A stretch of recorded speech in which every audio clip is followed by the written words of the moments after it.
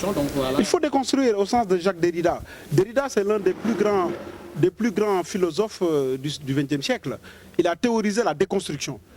Reconstruction, c'est-à-dire il parle même de la théorie de Nietzsche. Je ne veux pas rentrer dans la philosophie. Parce que quand vous lisez Ainsi parlait Zarathustra, Nietzsche dit que l'esprit humain est constitué du chameau, du lion et de l'enfant. D'abord, le chameau, c'est la suggestion, l'écrasement. Après, tu apprends, tu connais, tu te redresses, tu deviens un lion parce que tu deviens majestueux.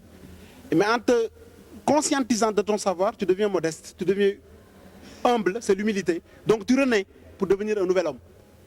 À partir de là, Derrida dit qu'il faut que l'Africain sache que les 60 ans, c'était des 60 ans d'écrasement. Maintenant, on a compris. L'Afrique est décomplexée. On n'a plus besoin de suivre le mimétisme, ça suffit. On doit penser par nous-mêmes et pour nous-mêmes. Là, je reprends 5 heures. Et croire, pour dire, comme dit Cheikh Anta Diop, que la vérité n'est pas seulement blanche. La vérité est universelle. Si on parvient à gérer tout ça, on pourra se projeter dans l'avenir pour reconstruire une nouvelle Afrique. Regardez, la jeunesse africaine a été à l'origine de la révolution du Tahrir. Je le dis dans le bouquin. Hosni Moubarak, indéboulonnable, en moins d'une semaine, il est parti.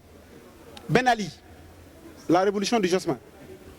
Le ballet citoyen des jeunes ont dégagé Blaise Compaoré en peu de temps. Il y en a marre à jouer avec le Sénégal.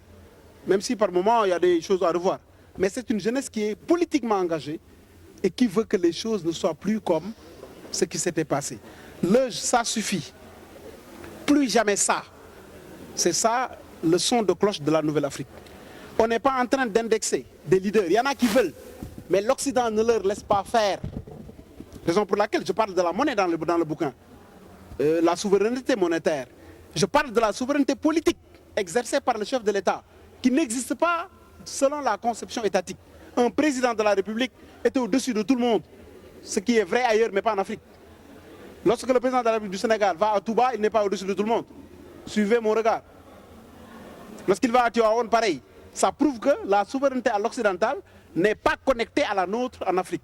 Il faut qu'on repense donc la définition de cette souveraineté. Tout simplement, bâtir notre État à partir d'une nouvelle conception adaptée à nos propres réalités, à nos propres ressentis.